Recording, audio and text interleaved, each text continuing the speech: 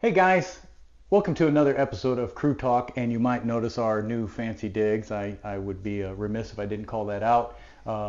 If you don't see the difference, then perhaps you're not looking at the video. If you didn't realize that there's a video version of this as well, there is. It's also going to be on our YouTube channel. You can Correct, watch the video correct. even on Spotify as well, but it's going to be on our YouTube channel. And and we've got these swanky new interiors. So next, soon to come, two ferns.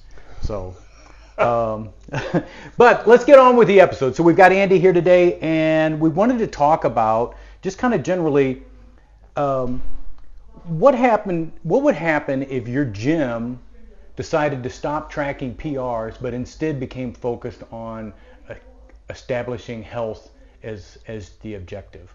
So, Andy, you've had a mission statement for Bombers for since it opened. Correct. And in the last year, you went through a process where you updated that. So, walk us through that. What was it like? Yeah, so simply put, I'll put the bottom line up front. Like our mission now is we create healthy humans.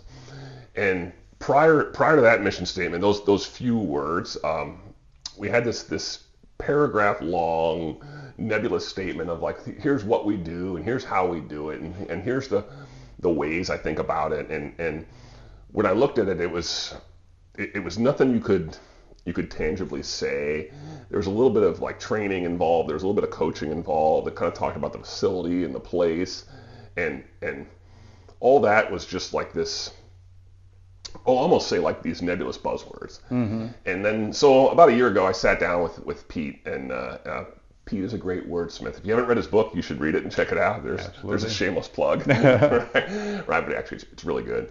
But Pete and I sat down, and he helped me kind of distill down what we do into basically a few words.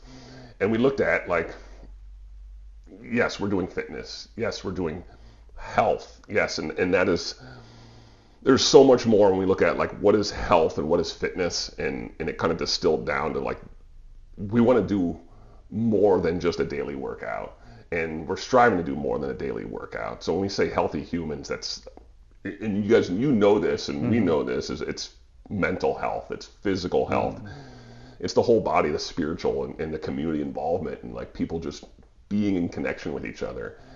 And that is like our guiding tenet to all that we want to do and all that we're aiming for. So when we say we create healthy humans, we want to empower every single individual that walks in the door to own their health, own their fitness, own their mental health, and then be engaged and involved with each other. So it starts with our training. It starts with, coaching every day. But again, and you know this, then again, it filters out to where people see each other and they say hello and they want to hang out and they want to do things outside the gym. And then it turns into like you're mentally healthy because you clear that space and blow out those cobwebs after a day, or know that you can overcome adversity because you did a hard workout in the gym. And then it goes into, what we fuel ourselves with and how we're feeding our bodies, having a nutrition talk or sharing recipes, or, all these aspects and all these facets kind of play into what is a healthy human, and from our all facets of life. And that's the lens now, that when we add something, when we change things, when we look at what we do, that is what we're focused on, is it going to create a healthy human, and that is our mission going forward, and that's what we want to do. Yeah. And so fundamentally, I mean, your philosophy about physical training, the WODs themselves, has not changed. Correct. No. Okay. I mean, we still believe in intensity. Correct. We still believe in constantly varied. Yeah, no change from CrossFit's methodology, their core methodology, right? And in the end, it's performance and training. And if you look at, if we break down CrossFit, the goal when we do these functional movements at high intensity is to increase our fitness. And we can break that down even more too and go way down these rabbit holes. But like the idea of fitness being a low trajectory to a distant horizon, meaning we want to train not just to win today or next week, we want to be able to train for decades. And it's been really cool to see now that we're 12 years old to have multiple 10 plus year members who have been getting better for decades. And I mean, I look at your PR mile runs and 2 mile runs, fitter than when you were in the Army, right? At 18 years old. Exactly, yeah. Which I love. So check that episode out. Yeah, so I mean, and you know, a lot of times you hear the knock on CrossFit is that it's dangerous and it's, you know, it's you're going to get hurt, Sure. you know, and but when you listen to the level 1 lectures, you know, one of the things is that it's inherently safe. Correct. You know, and it's inherently safe because we scale to your ability. Sure, there's a couple of reasons for that. So we talk about it being safe, and we talk about the movements themselves, like functional movements are safe. And one, you can think about it, it's how your body was wired to move, right? Like there's an even distribution of forces across all the muscles and the joints. And if we took a lift, they're safe even at like post 1 rep max loading. So for example, if we're going to deadlift, and today is deadlift day, and we load up a bar to your max deadlift, and what are we looking at? Like 395? No. Say like 350? 315. 315. So we load up the bar and we're working up and we're at 300 pounds and I'm coaching you and I say, hey, this looks great, Daryl. Yep. And I tell you, today you're going to PR. Go on over in the corner and start putting chalk and slapping yourself. And I put 2 reds on the bar, so like another 110 pounds. And you come back and you're like, I don't think I can lift. You know, I'm like, just shut up, Daryl. Just do it. Just lift the weight. Now, assuming you do a proper deadlift, you set your back, nothing happens, right? You don't spontaneously combust. You don't explode if you do a proper deadlift. Right. It's safe above your 1 rep max loading. If we can contrast that with like a chest fly, do you know your 1 rep max chest fly by chance? No. Yeah, me neither. But say like we do this thing, you know, where you spread your arms, lay on the bench, and then I put like 100-pound dumbbells in your hand. Inherently, that's dangerous. As I'm only loading up the one joint, the shoulder or the pec at the chest. It could be, you know, we're not spreading the force across the body, overloading a joint. So we find the movements themselves are inherently safe because that's how the body was wired to move, and it spreads it out. We then can talk about scaling and how we break down our movements for each individual's capacity does help keep things safe. That's another way we do that. And again, you know this just from coaching and as we're doing this day in and day out, that we adjust weights to each individual's current capacity. Yep. That's one way we can scale. We adjust the movements to each individual's capacity. Say the pull-up, for example. Sometimes it's a jumping pull-up, sometimes it's a ring row, sometimes it's a chest-to-bar pull-up. And each individual can move at the same intensity relative to them that helps keep the program safe and pushing forward. Yeah, and underlying the whole thing is the foundation of mechanics, consistency, and intensity, always guiding everything. 100%. So that kind of came down to our core belief in the fundamentals and why we're going to teach and instruct every day. I believe, and I feel strongly about it, that we can refine the fundamentals on every movement at every point in time. Last time I checked, I don't know any perfect movers. Yep. Right? I know people who move well, but doesn't mean we can't refine something. And one of the things we talk about is this concept called virtuosity. It's a term we stole from the gymnastics community. Terry, that's for you. Right? Doing the common uncommonly well. Right? I'll say something like an air squat is a common movement. Right? I think right now between these imaginary ferns, we're in the bottom of our air squat. Right, sitting down and standing up. It's a common movement, but we want to do it uncommonly well to where we teach these points of performance and refine these techniques to move mechanically well every time and adjust that. And then after the mechanics is consistency, and I want to see that can we do that movement consistently? Can you get into those positions? And also, are you training consistently? Are we coming in 3 to 5 times a week that our body can handle the last point in there, which is intensity? Yep.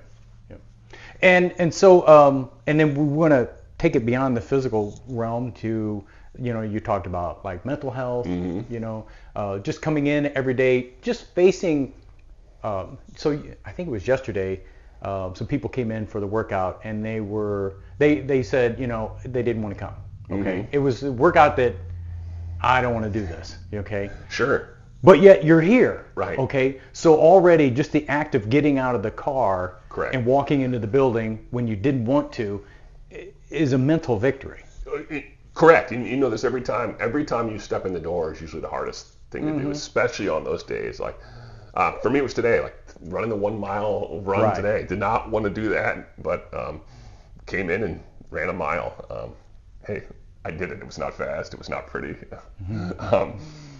But each time we come in and challenge ourselves with that thing that we don't want to do, whether it's a movement, whether it's a workout, combination therein, we're overcoming adversity.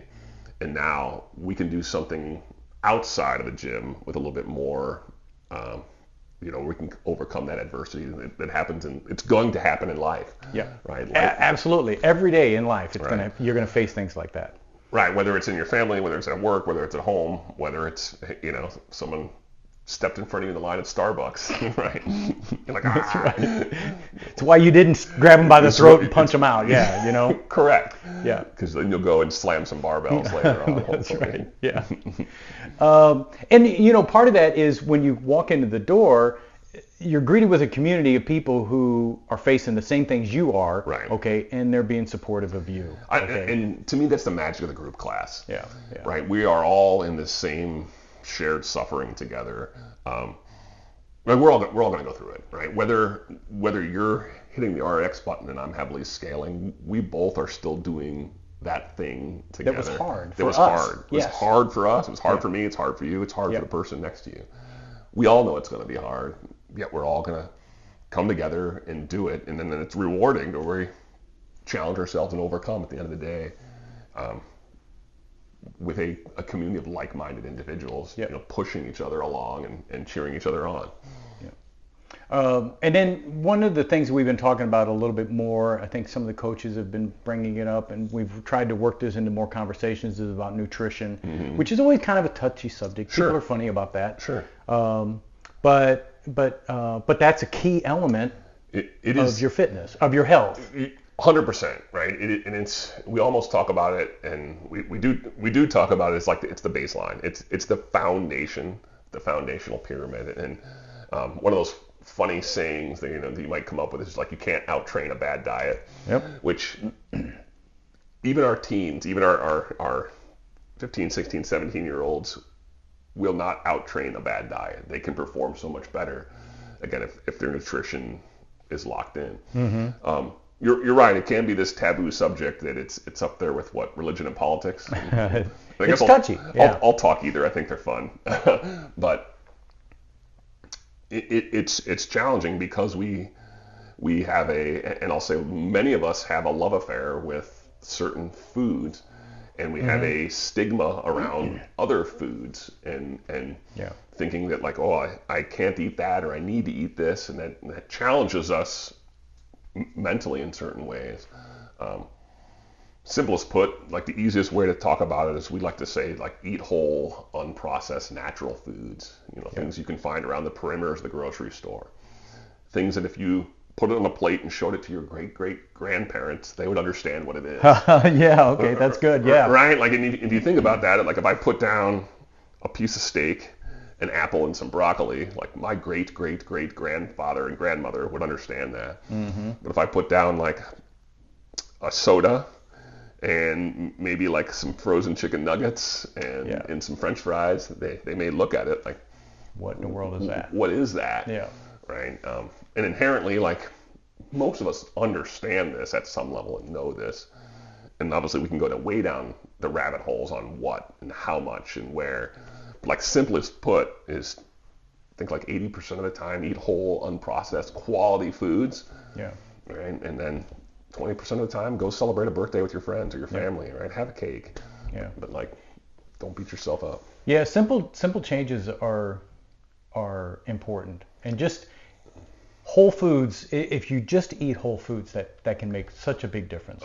I agree wholeheartedly. And you think it's consistency over time, right? Like, again, we're looking for the long-term health and fitness, the long-term fix. Again, not like the wrestler or the boxer who has to cut weight for next week. Like, I don't want you to lose 10 pounds tomorrow. I'd prefer you lose 10 pounds over 2 to 3 months, and that you feel better physically and mentally for the long run. Yeah, it's and all of this kind of translates into health. Beyond just Your weight. I mean, that's a good metric. That's one your marker. Your mile run is a metric. Your deadlift is a metric. Those are all data points that you should track. But so is your blood pressure. So is your cholesterol. Correct. Your resting heart rate. Different things like that as well. 100%. Those are all metrics we could look at and look at the whole body approach.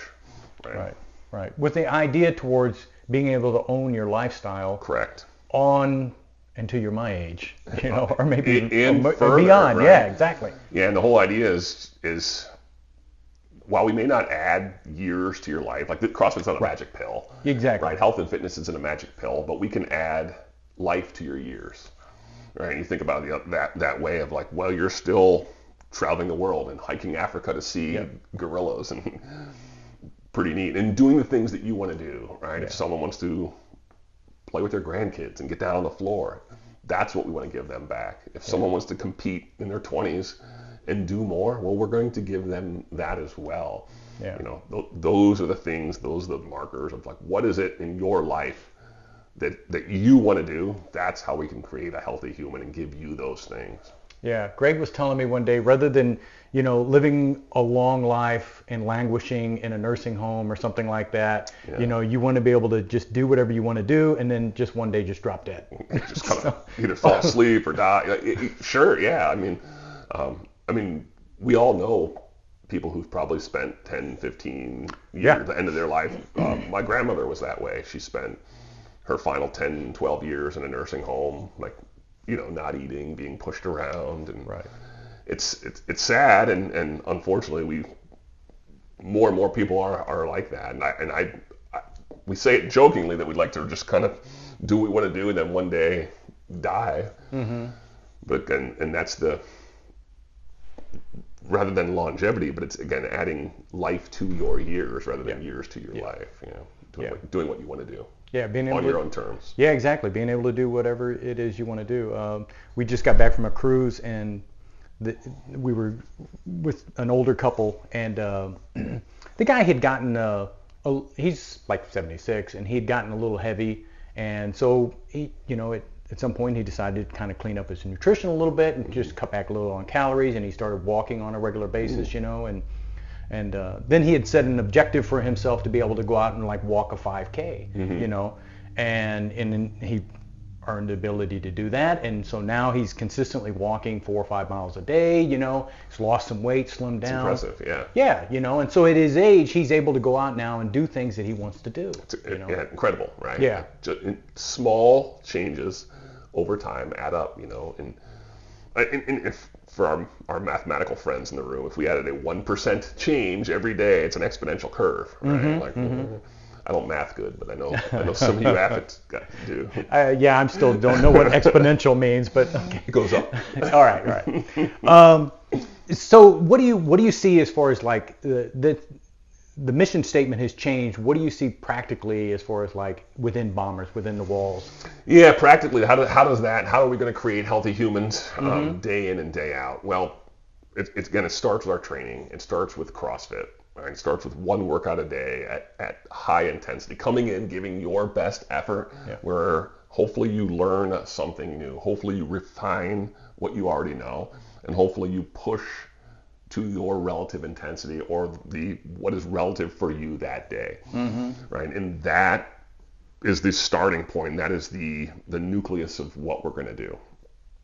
From there, it naturally radiates out to mental health. It naturally radiates out to that community as we're involving with each other. Yeah. And we see, more and more people, which I love seeing when they hang out outside the gym or telling me that they did this or that, or friendships being formed. The more we can start having small discussions and even larger discussions and challenges with some nutritional changes, and again, small nutritional changes and small physical changes consistently make a big difference. So really that's the lens when we look at if we're going to add something like Barbell Club coming in January. Is it going to help create a more healthy human? A stronger individual is more healthy, and we can look at kind of why and those things, but that is the lens we look at when we add or adjust or change things.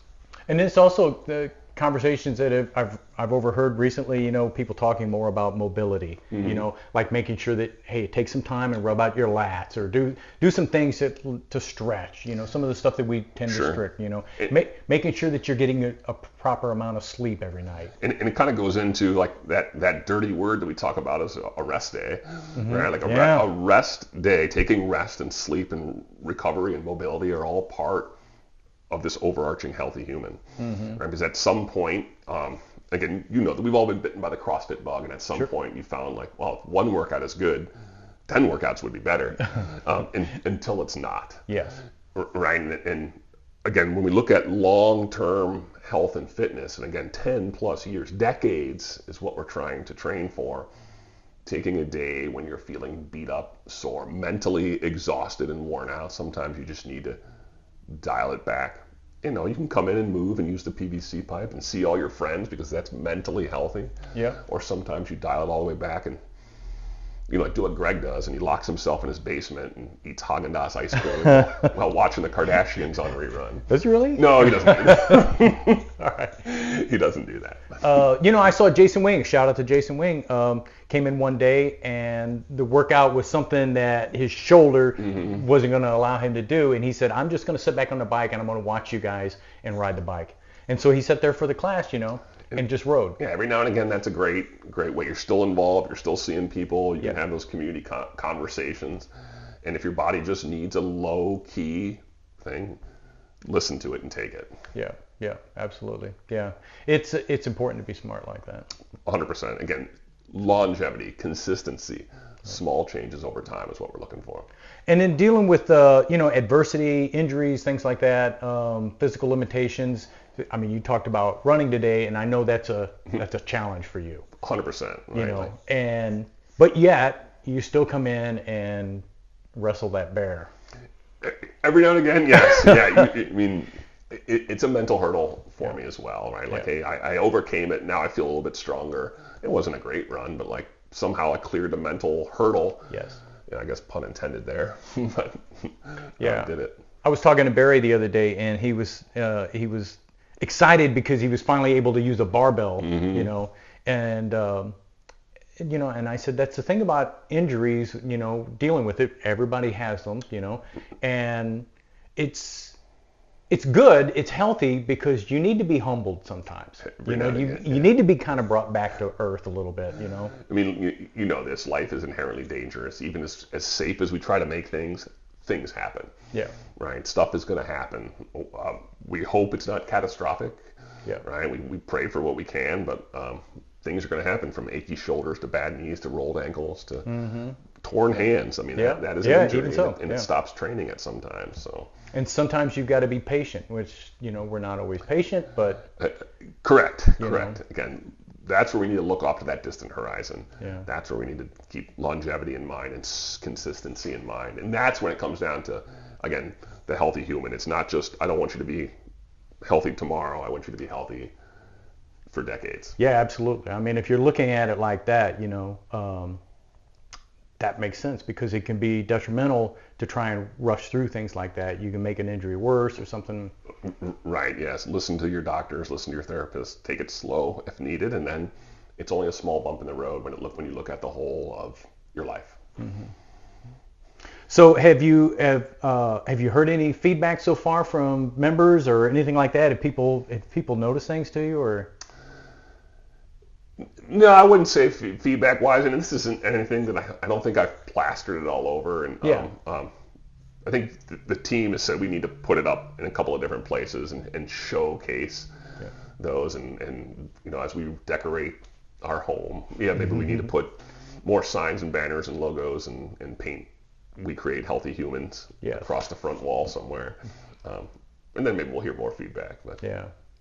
I think it's an important shift. You know, I remember a couple of years back when there was a CrossFit gym they'd put, you know, on a sign, "We cure type 2 diabetes," you know, and it created some controversy at the time, you know.